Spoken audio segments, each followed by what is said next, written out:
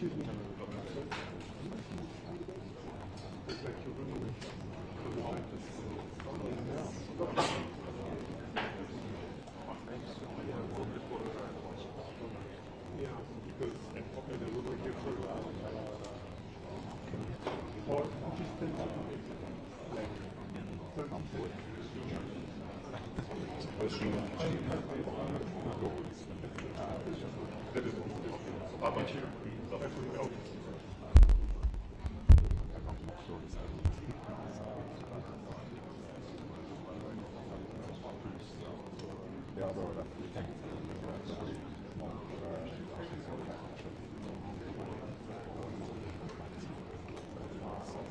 Добре.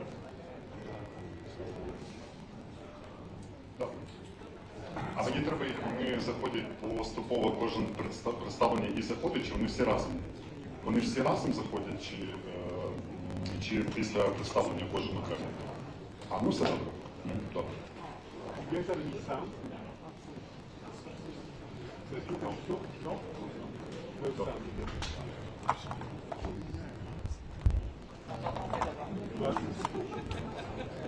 Donc la tension est sur le retard.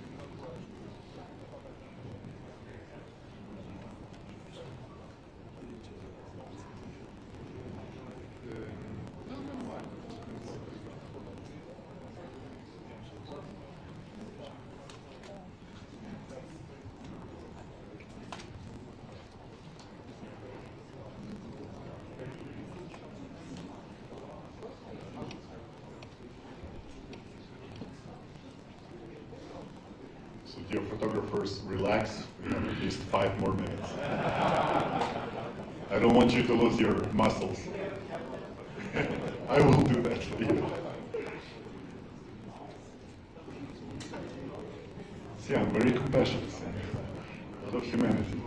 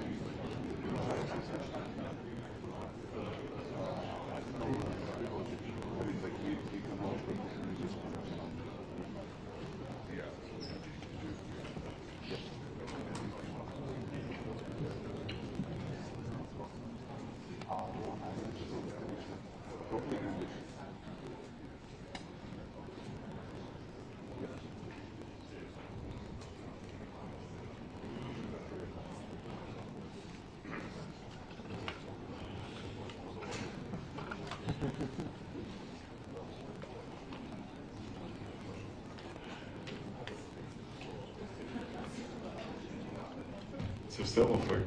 Все бачу.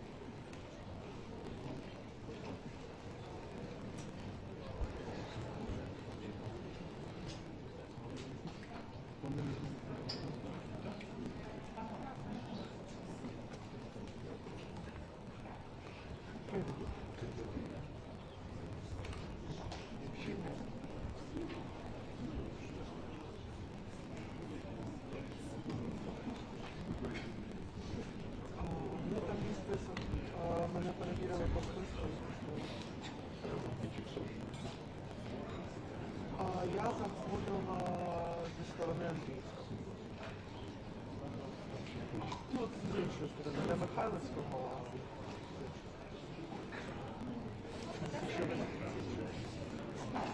Да.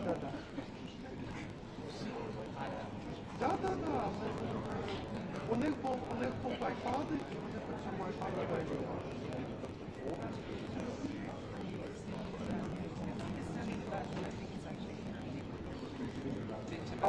Але я надсилала їм паспорт, немає.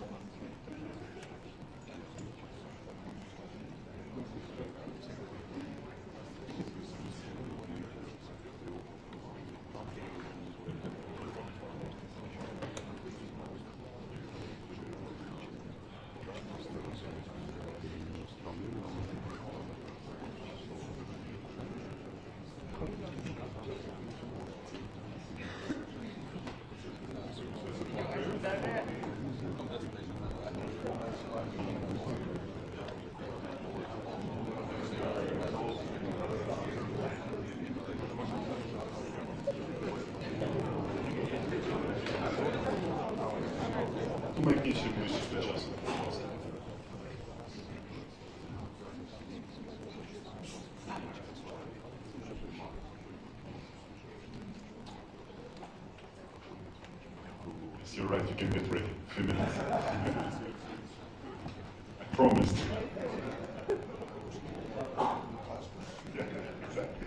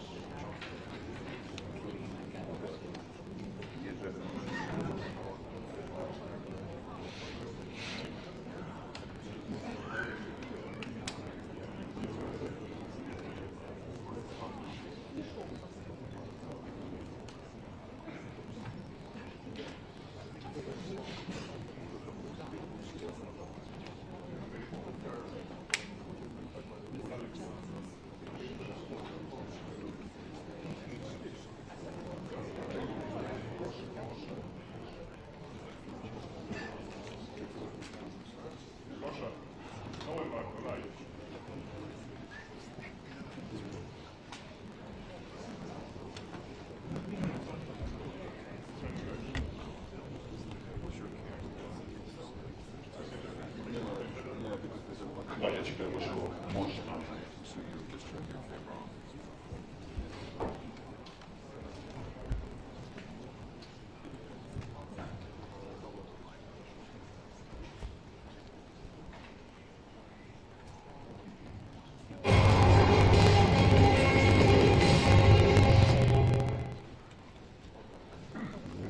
So, ladies and gentlemen, dear members of the press, we welcome you at this press conference following the Support Ukraine Summit in Kiev that gathered 42 leaders. And please welcome President of Ukraine Volodymyr Zelenskyy,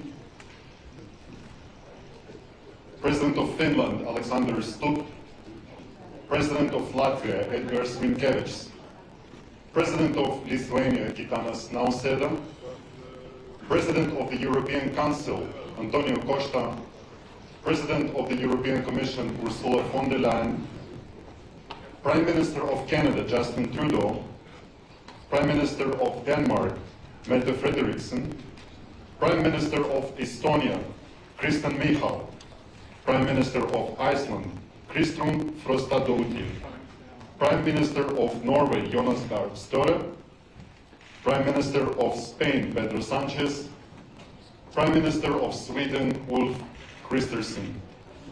So we will begin with our opening remarks. I think it's the greatest show of unity and freedom in this city that we have certain leaders speaking to the press together.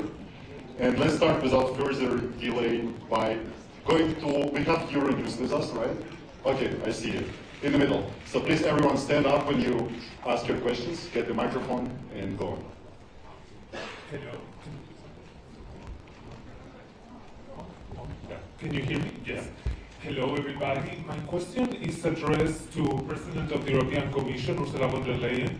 You have spent the last 3 years building an unprecedented sanctions regime against Russia, really, and you have promised time and time again to make Russia pay for its aggression. But now the United States is asking Europe to leave sanctions as part of a potential peace agreement. In fact, the US is saying that Europe will be invited to the table only when it comes to sanctions relief. Are you willing to do that just because the White House tells you so? And what demands are you going to impose on the Kremlin to do that? And just a quick question for President Zelenskyy. Do you think Russia deserves any sort of relief after the untold devastation it has brought upon your country? Thank you so much. So what the sanctions question is concerned, what we see is that the sanctions already have a massive effect on the Russian economy. There are skyrocketing inflation, there is spiraling interest rates, so the effect is visible. Companies are leaving Russia. You see they are really grinding sanctions and biting sanctions. These sanctions are part of our approach that we want peace through strength. And it's very clear that unless Russia demonstrates by facts the true willingness to achieve a lasting and just peace agreement, we will increase punitive sanctions against Russia. So the precondition is first we have to see that there's action on the side of Russia towards a just and lasting peace agreement. Presently, there is no lasting peace agreement, so it is much too early to speak about anything of potentially maintaining or increasing or lifting sanctions. This discussion can only be led after we've seen concrete steps on the Russian side.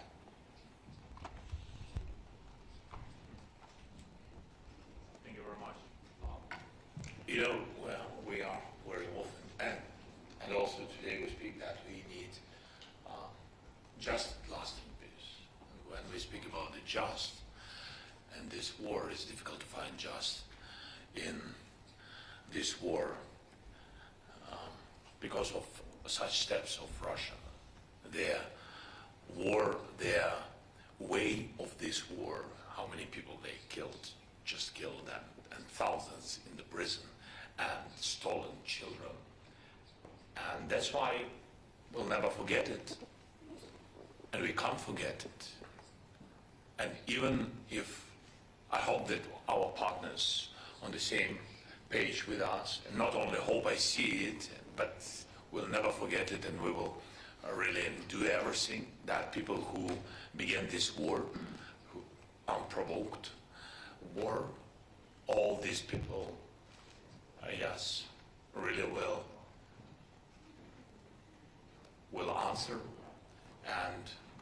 and of course we will work on tribunal even after the hard part of this war. Even when we will go to the diplomacy, we'll never forget these surnames and these people. Let's now go to Italian media. La Stampa, you're with us. Yeah, I see you. Go on.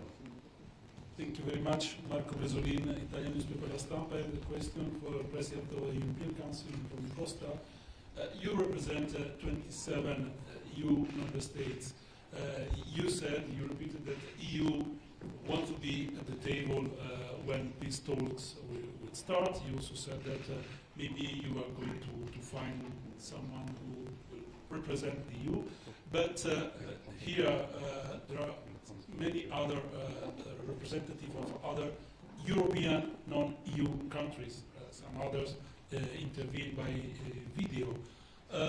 Do you think that this seat should belong to the EU, or are you ready to share a common seat with other European leaders in order to bring a European position at the peace talks negotiation? Thank you. Thank you very much. Of course, only Ukraine can decide when there are conditions to start effective, credible and sustainable peace negotiations. All of us welcome the huge efforts from President Trump to push Putin and Russia to negotiation, and I wish that these bilateral talks open the door for a really peace negotiation. But only Ukraine can decide when we have conditions to do this. But this war is not only about Ukraine, it's also about European security. And for this, it is essential that Europe, as present in the negotiations and participate in negotiations, not only the European Union, also our friends like Norway, Iceland, United Kingdom, because all of them are very engaged in the support of Ukraine, and they are very concerned about European security. Then I believe that if we reach to have a joint special envoy representing not only the European Union but also the other European countries, we strengthen our European position, and we will discuss this in the next European Council on the 6th of March that I yesterday invited the leaders to participate. And these Special European Council is about how to strengthen our capacity to invest more, better, faster and stronger in our own capabilities, how to strengthen the Ukrainian capacity, but also how we can be prepared for participate actively in the future peace negotiations if and when they arise. Thank you. Thank you. Next one to Danish media, Mathilde Kimmer from the R. Yeah. Yes. My question is to the Danish Prime Minister. Today you presented this willingness to support the Scandinavian and the Baltic countries to support a newly established brigade, Ukrainian brigade. But where are you on the question of boots on the ground in a potential European peacekeeping mission? Thank you for that question. Well, from a Danish perspective, we are open-minded, and as I have said from the beginning of this war, we will be with our friends in Ukraine as long as it takes and to the end.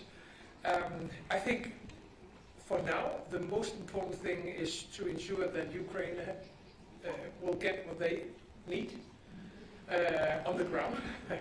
And therefore I urge everyone to contribute more on donations, weapons, air defense, things we have discussed for several months and years now.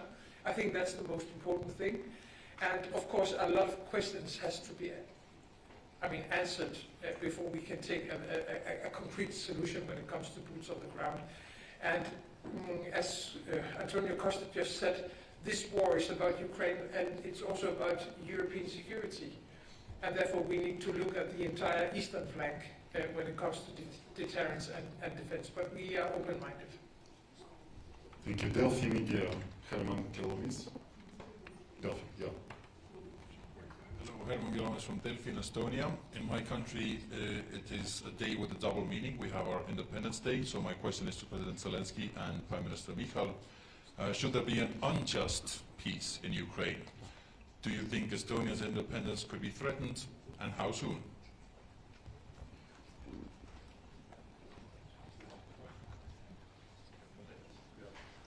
Thank you. It's your birthday. Yeah, it's Estonia's birthday today, 107th. The short answer probably would be that all of EU and NATO are under threat if Russia's and Putin's goals and objectives will not be changed. Longer one probably is that Estonia knows its neighbor well, as everybody does. We have invested in defense for many years, and we will. Our aim is to go to 5% of GDP. Next year it's probably near 4 already. And we know that independence is invaluable. That's why I'm here, not in Estonia celebrating Estonia's birthday, to support Ukraine. Because we have the common enemy and common fight. Ukraine is fighting the fight also for Europe and Nordics and Baltics, everybody. So to answer the question, the unjust peace probably would hit everybody, also United States, because Iran, North Korea, everybody would assess that they can do whatever they want. So everybody in this probably are together. And the EU and everybody, just a thought that if you count the men who bear arms in Russia right now, if the war would end right now, there are more than it was before the war. What will they do? Will they become physical education teachers? Probably not. They will find new jobs. So this is a threat all over the world. Before the war it was called Wagner, whatever they were called. But right now it's somewhat different. So to conclude, European Union, NATO, everybody in civilized and democratic world are under the threat until Russia is forced to change its goals. Thank you. Again, my congratulations to you, your country, your people. That we are very proud that today you are here in such a special day. Thank you so much, and my congratulations, and God bless. You'll never have a war. And what is very important, I think it risks answering your question. Yes, all the countries which been before 1990, 1991, which been under under Russian influence. Yeah, so I think Russia, first of all, wants to have their influence continue and be present on these territories of these, on these independent countries, which been before, during Soviet period, being the republics of Soviet Union, and of course it's Ukraine and Moldova, of course Estonia, Litva, Latvia, and of course where their influence was very strong during the 20th centuries, it's Poland, Slovak, and other countries. So the most dangerous moment when you have people who has Russian roots, it's not bad. And just how it was with Crimea, I'm just sharing with you our experience. When you have some society, and of course if you are bordering with Russia, you have such society. I mean, it's with other nations, it's the same. So when you have Russian-speaking people, or their roots, or the families which half of Estonian, half Russian, like we had Ukrainian, father Ukrainian, and Russian mother, it can be so. It's our history very long. I mean, you are in risk, because it was with Crimea, it was with the East, with Donbass at the very beginning. They said that they are not occupying our territory, that they defend Russian-speaking people. That's why I think that Estonian people have these risks if we will fall down Ukraine. I think all such countries who I mentioned, I think have this risk because of Russian policy, because their view of the world, Russian world. Thank you, Mr. President. And we now go to Iceland. Dagmar Erlendsdottir from Iceland National Broadcaster. Please. I have a question for the Prime Minister of Iceland, Kristrún Frostadóttir. Your government has decided to increase funding to help Ukraine. On what projects will that be spent? Thank you. Yeah, so this is, we're obviously very much aware of our geographical situation in the world. And even though we might be a small country, we think it's very important that we show through direct action, not just with words, that we're stepping up. We are a country without a military, but we are a country that has high welfare because we have security. And I think there's increased understanding that defense for peace in Europe is extremely important. So we're making this step of doubling our contributions when it comes to defense for Ukraine. And our hope is that we will mostly use these funds to go through the Danish initiative, which we know has been very effective, both financially and for the Ukraine, but also through our demining efforts that we've worked on with Lithuania. So that will be our chief focus. But then we are also obviously supporters through the MB8 of the brigade. We don't have arms or a military, but we will be financially supporting that. So this is an important step for Iceland to take. And like I said before, important to show solidarity with Ukraine. Thank you, Excellency. Let's go now to Canada. Marie-Ève Bédard from Radio Canada. Hi, good afternoon. If you'll indulge me 1 second, je vais commencer en français, Monsieur le Premier ministre, avec vous. Vous avez parlé plus tôt ce matin de la volonté du Canada de collaborer avec les partenaires européens dans le cas où la paix sera atteinte. Est-ce que ça veut dire pour vous des soldats? I'll translate very quickly. Did you mean this morning that Canada was willing to send boots on the ground should there be peace to cooperate with European allies to guarantee Ukraine's security? And if I may, a question for both of you, President Zelenskyy and Prime Minister Trudeau. How significant and important is it to have a North American ally at this table now, given the fact that in the past month, both of you have had conversations that sounded like they came from an adversary with the United States and its President, Donald Trump? What's the significance of Canada's presence here today? Well, first of all, Canada has been there for Ukraine from day one, indeed from before day one, as in 2015 we started training Ukrainian military forces on the ground in Ukraine, which was a significant part. Western training to the Ukrainian armed forces is one of the reasons why Ukraine has been able to stand up to the Russian invaders so effectively over the past years. It's not just Canada, a number of countries have been involved. But for historical reasons, Canada having the second largest diaspora of Ukrainians in the world means that we felt deeply connected to Ukraine, but we also believe deeply that it's not just about Ukraine.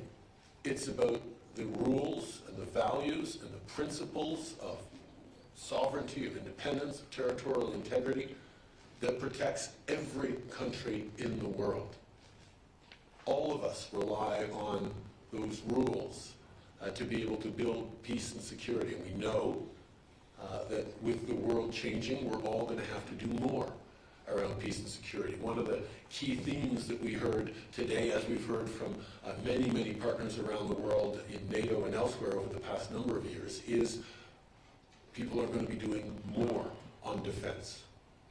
9.5 years ago when I took office in Canada, the previous government had us down below 1% of defense spending, even though the NATO 2% pledge had been made a year or two before. In the subsequent time, we have more than tripled defense spending on the path to 2030, and we're on our way to 2%. And we know we're going to have to continue to do more and more in an uncertain world, and Canada will be there. As to how we will be there, we will work with our neighbors on it, but everything is on the table because we need to make sure that might no longer makes right in this world. That's what has led to 80 years of incredible stability and prosperity, not just in Europe, but around the world, because of the institutions we built out of the ashes of World War II.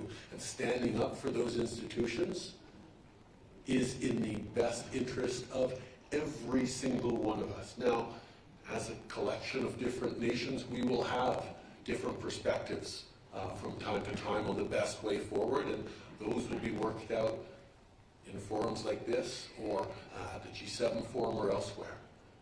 But we are united in our values, we are united in wanting to see peace and fairness and prosperity for all our citizens, and that's what continues to drive us forward. Le Canada va toujours être là pour l'Ukraine, on est là depuis le début, on va continuer de l'être et on regardera comment on peut mieux aider dans les années à venir, parce que défendre l'Ukraine, c'est pas juste défendre l'Ukraine, c'est défendre les principes et les valeurs qui nous protègent tous. Merci à vous. Victor Guerrero, Televisión Española. Ah, sorry. Really, it was a pleasure. That's okay, no, he can tell us how much he likes Canada. I love Canada.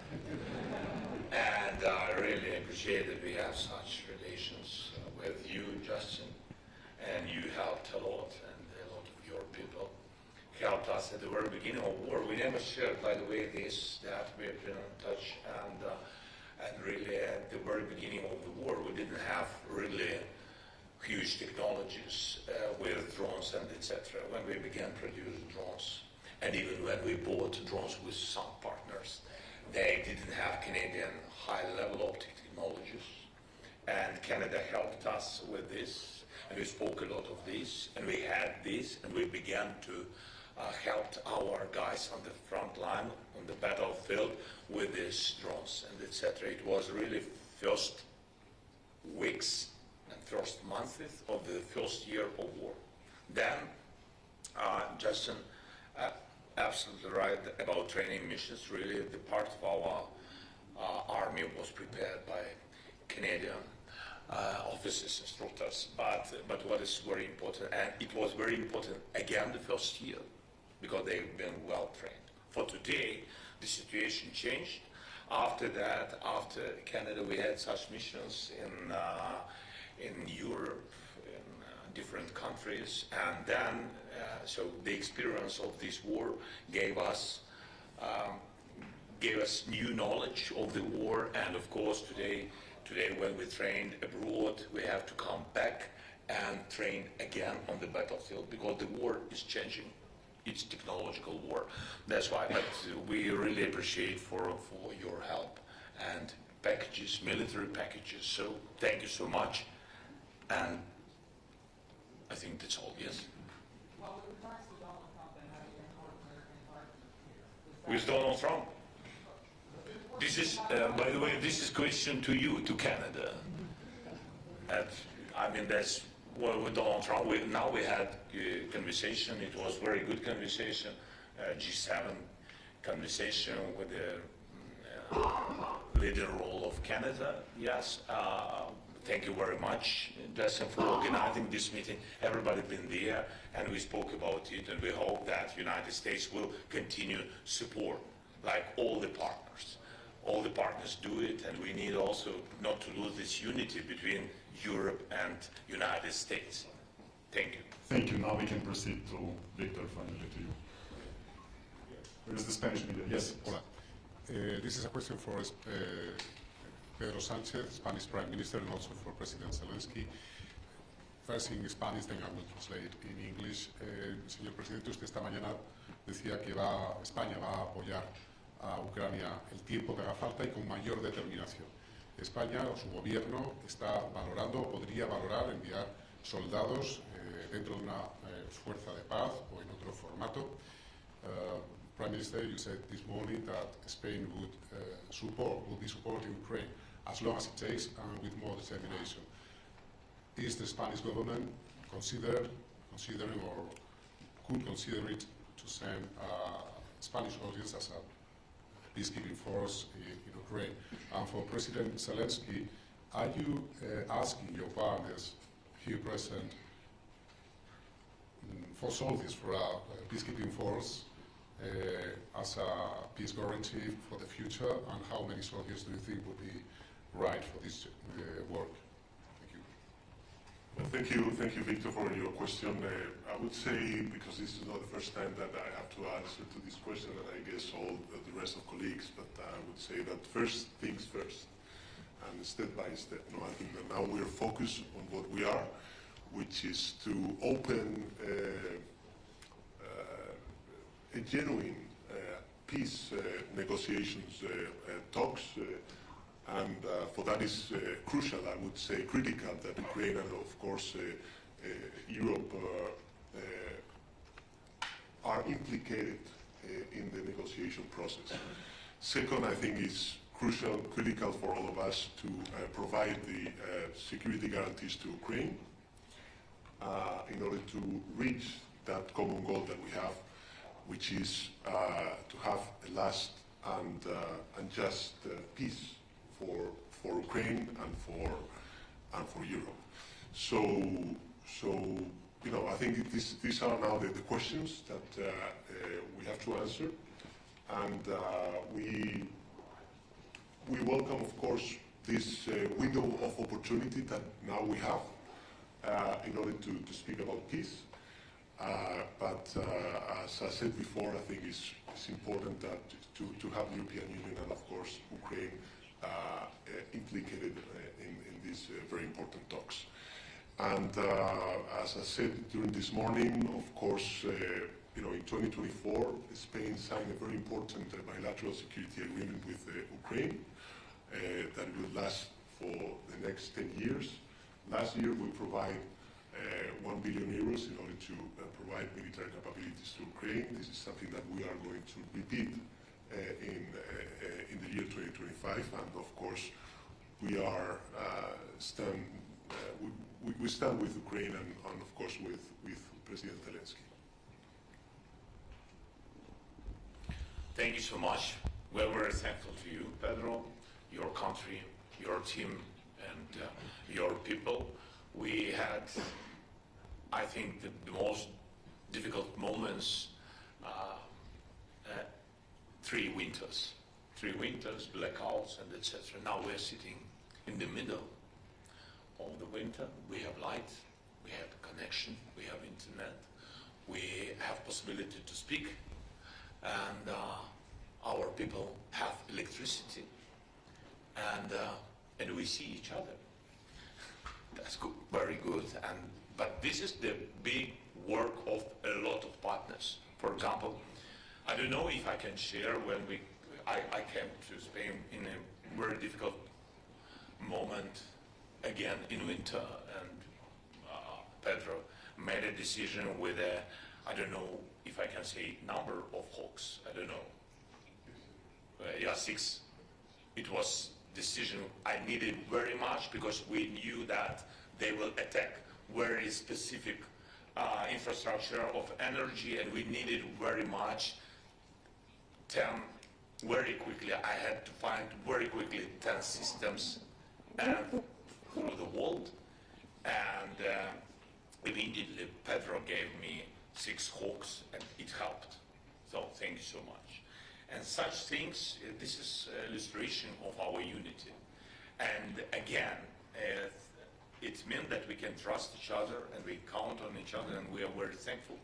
And I'm very thankful, like President of our nation, to all your nations, and this is very important. I think the same thing we will discuss. Now it's not for public because we didn't make a decision about the contingents and infrastructure for security guarantees, where contingents or troops, how you say, or soldiers, like the journalist had. So we will discuss this infrastructure.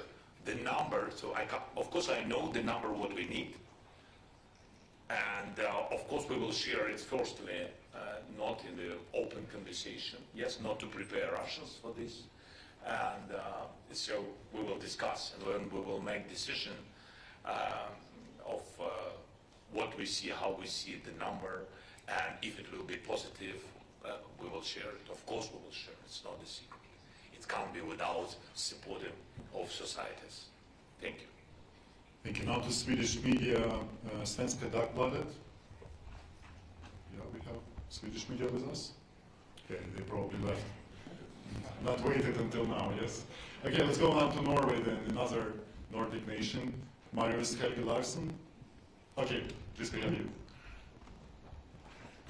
Hi, I'm Marius Larsen from the Norwegian news agency NTV. I have a question for President Zelenskyy or anyone else who would like to answer it. You have now been through... Can you ask Sweden, please, because they don't have journalists. President Zelenskyy, Sweden, and anyone else. Sweden, Zelenskyy, or anyone else, or my Prime Minister, who hasn't gotten any questions yet. So, but it goes to you first, President Zelenskyy. You have been through 3 terrible years of war. What are your hopes for Ukraine and the Ukrainian people for the next 3 years to come?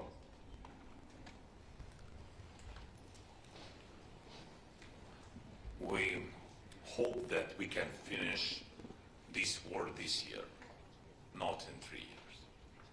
It's very, very difficult. Very difficult for all our nation to go through this war, but with all respect to our soldiers and our people. So I can't speak about 3 years. If we speak about how to prepare security, because of the Russia, they can come back in 10 years. If we will not be prepared, they will not come back if we will prepare them, put them to their place, to their territory, and if Ukraine will be in EU and in NATO in closest years, of course it will help us very much. And I think that they will not come back if we will have strong army and strong allies and strong unity, to my mind, because they will never,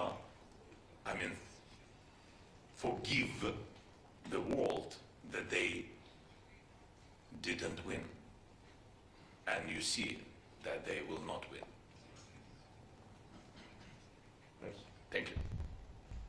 And what about Sweden?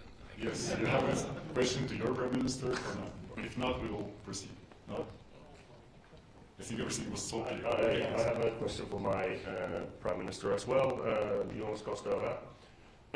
Today your colleague Mette Frederiksen in Denmark said that 3% of the budget to defense is not enough. You have set a goal to reach 3% within 2036. Do you think that is a fast enough pace? Well, I think we have made that significant shift of lifting us far above 2%. First, we were among countries that did not have a plan. Then we had a plan. Then we moved beyond. We are now about 2.5, and we may reach 3% before 2036, by the way. I think we may need to invest more in defense. And I think that debate should be on figures, but also on quality and capabilities. Because if we get lost in figures, we will have 32 allies with silos and percentages. What we need to do now is to deliver on what we have agreed at NATO, in Vilnius and in Washington, about regional plans. So we work now with Sweden and Finland in the north of the Nordic region to make sense of our capabilities in defending the Nordic part of the Nordic region. And we debate with our Danish friends and our German friends and our British friends that around the North Sea we should also have investment in the best capabilities. That may also lift percentage, but I would really like to see the output as the most important. Thanks. Thank you. Let's go now to Finnish media. We have with us Jonas Imonen from Ilta-Sanomat, right? Yeah. Yes, thank you very much. Jonas Imonen from Ilta-Sanomat, Finland. Question for President Stubb and Mr. Zelenskyy.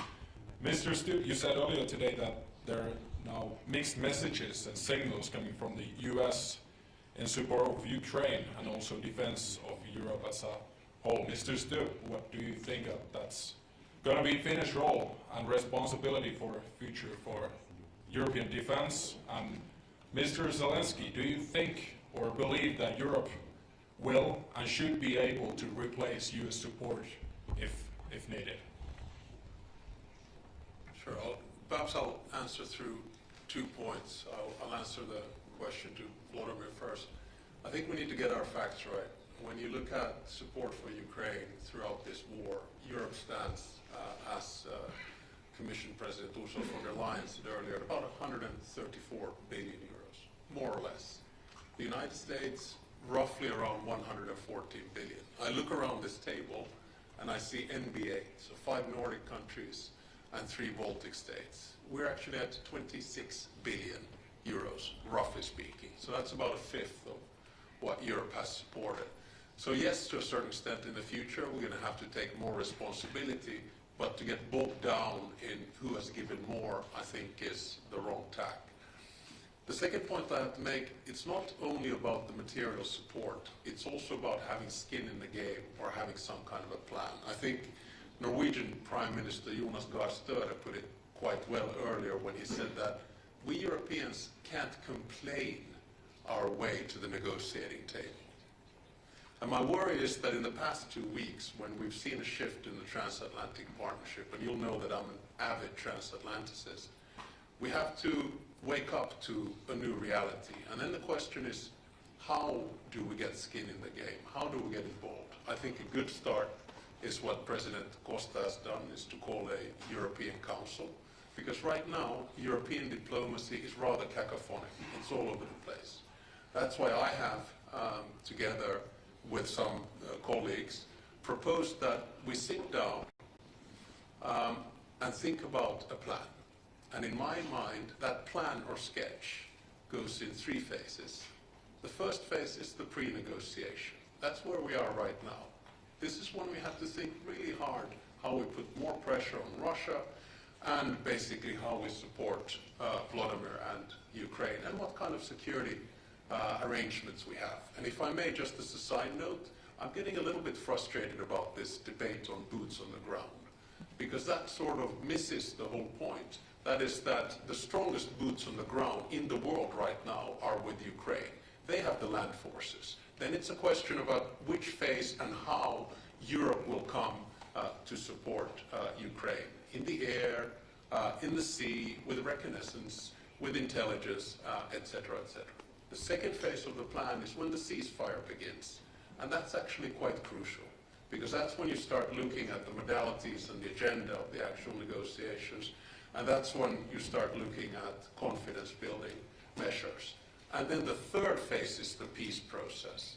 And that's when you start talking about the big issues of territory and That's when you start talking basically about recompensation, about justice, which President Zelenskyy was talking about earlier. So what I'm trying to say is that I think we in Europe, we need to get our act together. And in order to get an act together, you have to have a plan to the Americans, because if you don't have a plan to the Americans, you're not going to get involved in negotiations. And right now the negotiations are happening above our heads without any kind of a plan and strategy. That's why I think this meeting has been extremely important, and that's why I think the next 2 weeks are crucial also about the future of European security. Just as on words, I think that you are sorry that I'm telling, but I think that you are neighboring the same problem. Yes, and that's great. So that's big success that you are in NATO. And my congratulations to Sweden. And also, that's why. So we are very thankful that we have such close partnership with Finland, with Alexander, and of course you gave us a lot of packages during this war, and it was very important, useful. I can tell you, especially by the way, first year. I'm focusing a lot of times on the first year, but I think that the first months were the most important. The most important in this battle. And when those times we didn't have 155 artillery, I mean Western kind of NATO standard systems of artillery, we didn't have long distance weapon and etc. We had Ukrainian production, Soviet period production, any weapon, artillery and etc. and air defense, S-300, for example, missiles. And it was very difficult. It was big deficit because big deficit in the world, and Finland helped us very much, because really we found only some countries who had it in their storages. Yeah, so it was very important, especially those months, those first weeks and months. And about your neighbor, and I think, and of course, Ukraine will be always thankful for this and never forget it. And I think those experience of such enemies or such problematic neighboring, how to save the border, and you have very long border with Russia, and that's why I think our experience of how to defend the contact line or defend the front line, and the same technologies how to defend the border. I think this experience, our experience, will be very useful for your country. It doesn't mean that you will have a war, but it's more safety. I think so. Thank you. I was told we have another question to Prime Minister Kristersson from Ukrinform. Yes, the floor is yours. Тетяна Пасова, Укрінформ. Запитання до прем'єр-міністра Швеції і до президента України. Скажіть, будь ласка, зараз активно... Секундочку, тільки візьму. Будь ласка. I can put my question in English, actually. Today, President Nauseda stepped with the initiative for Ukraine to become a member of EU by 1st of January of 2030. And do you support such initiative? Because we need a coalition of leaders who will support our way for EU. І запитання до президента Зеленського. Пане президенте, скажіть, будь ласка, чи готова Україна ще більше пришвидшити реформи заради євроінтеграції?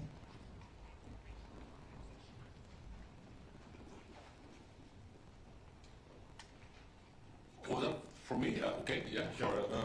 Well, obviously we have the phrase of a merit-based process, and since there are a lot of merits, there is a good reason for speediness in the process. So that's very easy, and I really wouldn't mind to have a very specific take. I think there is an urgency in becoming a European Union member, and even more so if there is put at doubt whether Ukraine will be allowed into NATO for every country. So I think the European Union accession is an urgent need.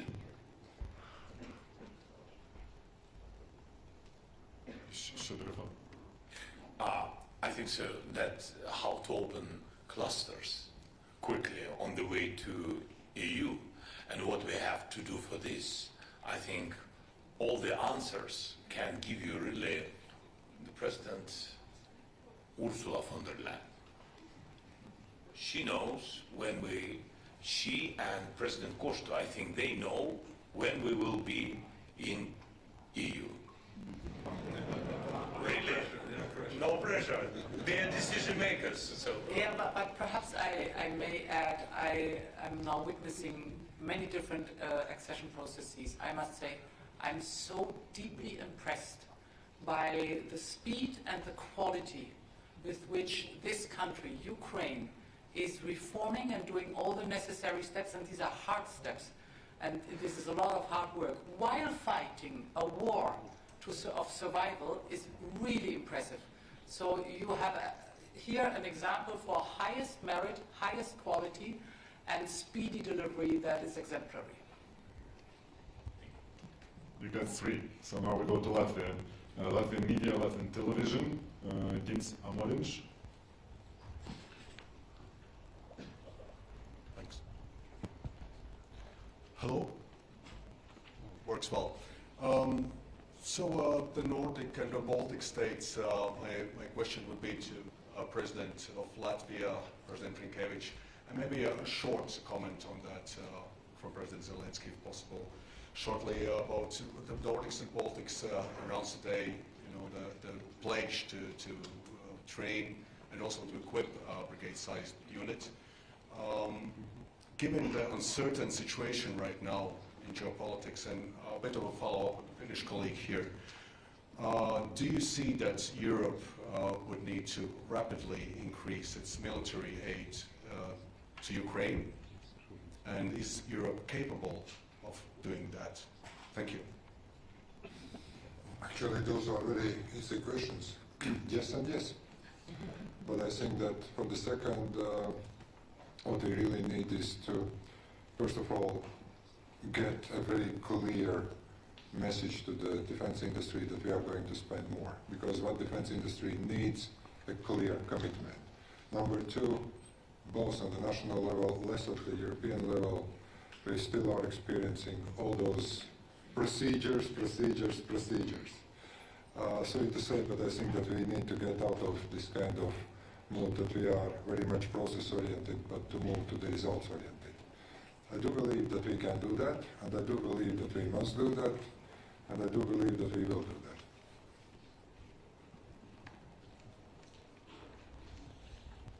Okay, let's go now to listen. I think so that all the defense or military industries of European countries began to increase the production because of this war. Began to increase the production, beginning from the artillery rounds to drone production, technologies, systems of electronic warfare. There are a lot of things, different things, but how to do, but it's not enough, and how to increase more quick and be comparable with Russians is to invest more to Ukrainian production.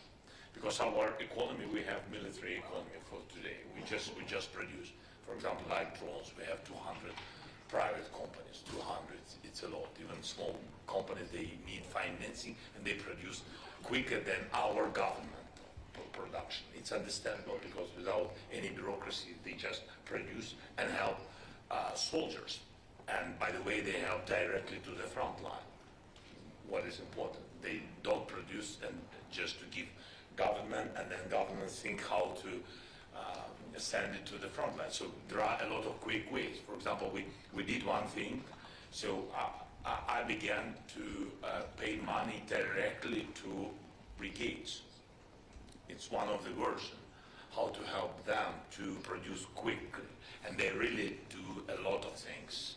And they buy and produce. There are brigades on the front line which produce at the same time.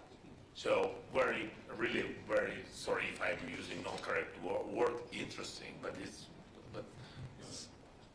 incredible. So that's why we need additional financing for our Ukrainian production directly to private sector. Now to Lithuanian media, LRT, Augustinas. Thank you for opportunity. Question for Lithuanian President. I also would like to ask you about, peacekeeping force possibilities in Ukraine. We see that it's hardly likely that anytime soon we can see this coming from EU or NATO frame. Are you willing to take a unilateral decision, like for example, United Kingdom is talking about? And also I want to ask President Zelenskyy, looking around you today, around this table, do you think that this Nordic-Baltic region is playing more and more significant role in support for Ukraine? Thanks. Lithuania is ready and will be ready to support Ukraine under any circumstances. And even now, as we speak, Lithuanian people, ordinary Lithuanian people, are accumulating financial resources in order to buy the drones for Ukraine. So my country is not tired and will be not tired in supporting Ukraine. When it comes to the decision you mentioned, I think we have to answer to the three questions. First of all, we need the clarity about the mandate of such forces on the soil of Ukraine. Are we speaking of peacekeeping or peace enforcement? There is no peace yet, and even the ceasefire is not the reality, unfortunately, so far. The second question, and the answer to the second question is, are we ready to enforce the ceasefire? So the force must be real. The first time the peace is violated or ceasefire is violated, the retaliation must be immediate and strong. Otherwise, we compromise and we discredit the very concept of the security guarantees. And the third question is, are we ready to back each other? Or, in other words, unity is vital. Europeans with the backing of the United States would be ideal solution. Are we there? I have my doubts. Maybe my doubts will disappear in the coming weeks or coming months. At least I'm looking forward to the Hague summit. I hope there will be positive news from this summit despite all our reservations. So I think the question is a little bit too premature, but when it comes to the training mission, Lithuania is already there. Our experts, military experts, assist Ukrainians to improve their professionalism and fighting capacities. They are there, and we already answered to this question positively. And if you allow me, I will comment my initiative on the date of European Union accession, Ukraine's accession into European Union. You know, this is a matter of political commitment. If we talk about the NATO membership, of course we understand that not everything is in our hands, and the decision depends on other allies too. But the European membership is in our hands, in the hands of European Commission, in the hands of member state, and of course the hands of Ukraine. And Ukraine is doing really great job under such complicated circumstances. So I truly believe that it is realistic date. It's ambitious but realistic date. Thank you. One more important partner with us, France, Monsieur le Ministre Benjamin Haddad, Minister Delegate for Europe and Special Envoy of the President. I'm told we have a question for you coming from Union, Sayenko. Thank you for this opportunity to ask a question. I would like to refer my question to French Minister. France has already provided Ukraine with very significant support in order to help to survive our country, especially provided us Scalp long-range missiles, howitzers called Caesar, armored fighting vehicles, ammunition, and other vital support. And my question is your country ready to continue support Ukraine for another year? Are you ready to increase this level of support? And my quick follow-up for the President of European Commission and President of European Council. You have already heard proposal from the Lithuanian President that there should be setting a date for Ukrainian accession by the 1st January 2030. Is this a goal of your mandate to coordinate and help Ukraine really become a member of European Union by this date, 1st of January 2030? Thank you. Thank you. Yes, France will continue to support Ukraine for how long it takes, for the simple reason that Ukrainians are not just fighting for their security and their freedom, but for the security of Europeans against the threat that Russia poses for all of us. You were kind enough to mention long-range missiles, the Caesar cannons. We have the first Mirage jets now flying in the skies of Ukraine, as well as the Anne of Kiev brigade that's been deployed on the ground, and we will continue to do so. President Macron, as you know, is today in Washington, D.C. to continue the respectful and honest dialogue that he has with President Trump, to say that, very simply, we support the peace through strength approach, and for this to succeed, we need to continue to support Ukraine on the ground. We need to increase pressure on Russia, and this is why we welcome the adoption of the 16th round of sanctions today on Russia, that Ukrainians need to be around the table when their security is being discussed. Europeans need to be around the table, and that there can be no just and lasting peace without robust security guarantees in the long run. And this is where also Europeans will have to step up and take their responsibility. And France is ready in this respect to continue to take its responsibility alongside its partners for the security of Ukraine, the security of all of us. So to your question concerning the initiative of President Gitanas Nausėda, I think it's a very noble initiative because it shows a lot of political will and an amazing support to Ukraine, and thank you very much for that. The process of accession, we always repeat, is merits-based. Basically, it says there are certain conditions and reforms that you have to do and you have to implement them so that the conditions are right for an accession, and it's good for the European Union and it's good for the accessing country. So that is always necessary. What I want to emphasize is that if you would just only set a date, then it would also mean the other candidate countries would ask immediately for a date and not a process anymore. But again, I really appreciate the political will that is there. I would even say Ukraine, merits-based process, if they continue at that speed and at that quality, perhaps they could be earlier than 2030. So thank you very much for giving the impulse, and let's work hard on all sides really to keep the momentum up. We're almost out of time, but we have one more question for President Zelenskyy. Sorry. Yeah, I'm sorry, President. For sure, Ukraine's accession to the European Union will be the most important security guarantee for the future of Ukraine. And we have already decided that this new institutional cycle will be the institutional cycle of enlargement to Ukraine, to Moldova, to Western Balkans, and we don't know, with Georgia. It's a merit-based process, and we are working hard from the European Commission to the different candidate states. And it's very impressive what Ukraine is making.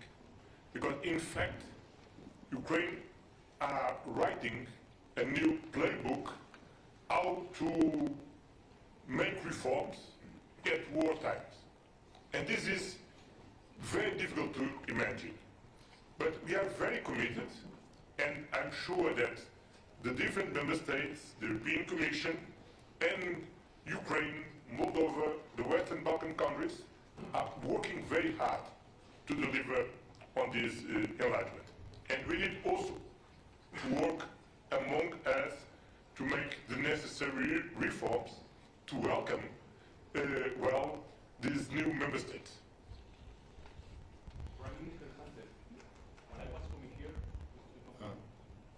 El Confidencial, President Torrano.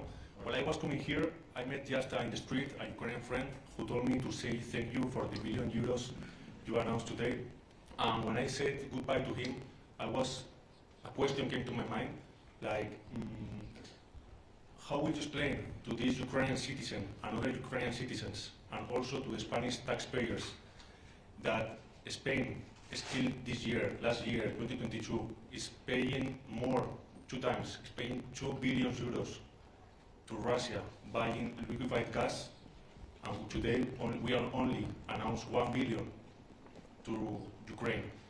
And so I would like to ask you, what will you tell to him, to Spanish taxpayers, because this money is still helping to fund the war. And to President Zelenskyy, I would like to ask that you said trust with partners is very important. So I would like to know, how do you feel with partners that still pays money, a lot of money, more money than they give to you, to the enemy, or partially at least? Thank you very much. Well, thank you for the questions. First of all, Spain has supported all the sanctions packages approved by the Council. And we've been very constructive and positive in order to increase the pressure on Russian shoulders in order to stop the war. Second, you're talking about private contracts, but the political will of the Spanish government, and I would say the Spanish society, is to reduce and diversify our energy dependencies towards other countries. And we have done so. We have done so. Our main provider is now in North America, not only the US, but also Canada. And last but not least, I would say that that we have committed ourselves as Spanish government to devote 1 billion euros for the next 10 years, each year, in order to provide that military capabilities to Ukraine. So, you know, we are supporting Ukraine, we are supporting President Zelenskyy and his government, and I do believe that even if we're far away from the front line, because we are coming from the Iberian Peninsula, we have also a good representation of the Iberian Peninsula with the President of the Council, Antonio Costa, and myself. I think that people in our society understand quite well the importance of defending and providing this support to Ukraine and its people in order to guarantee that peace and security in Ukraine and in Europe. And by the way, you know, when it comes to enlargement, since we come from a country which became a member state of the European Union back in the 80s of the 20th century, we're always open and very constructive in the approach of the enlargement of Ukraine, Moldova, and Western Balkans. So, you know, I think that and this is not because it's the political will of the government, it's the political will of the Spanish society, which really feel that solidarity before, when we were, you know, with some problems, and nowadays, when other countries such as Ukraine need that solidarity. And I'm also very happy that we agreed with President Zelenskyy to open a Ukrainian hub in Spain, since we are the 4th largest country in the European Union receiving Ukrainian refugees in our country, to provide that services not only from the Spanish government but also from the Ukrainian government. Okay, one last one to wrap up from the Ukrainian media to Ukrainian president. 1+1, прошу, слово вам. Пане президенте, ви не раз говорили про те, що Росія насправді абсолютно не прагне миру, і, власне, в підтвердження цих слів сьогодні маємо картину, коли тут об'єднаний світ збирається для того, щоб поговорити про мир, поговорити про домовленості, вирішити нагальну проблему. Росіяни в обличчя Лаврова говорять про те, що ми не проти, щоб Європа була на перемовинах, проте ми все одно не припинимо вогонь, якщо не задовольнять все, що хочемо ми. Тобто позиція у них конкретна.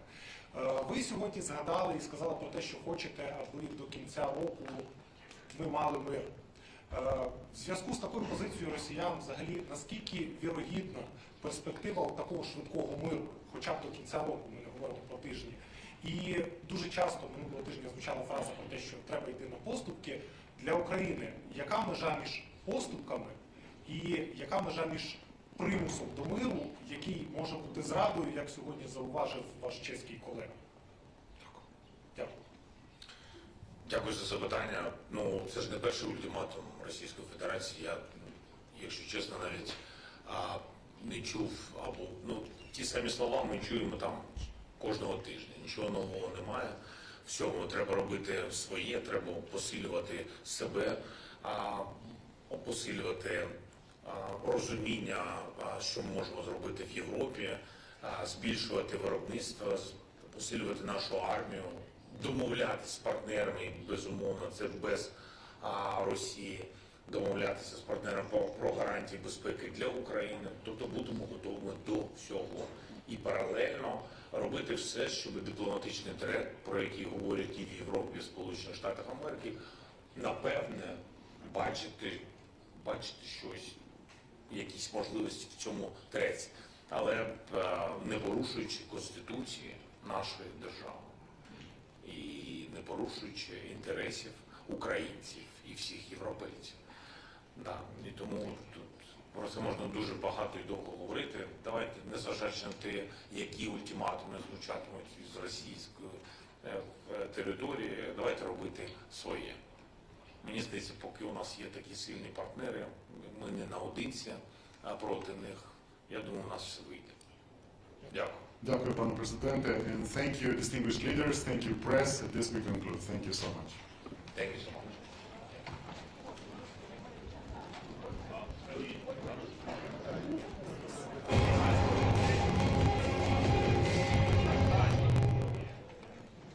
See.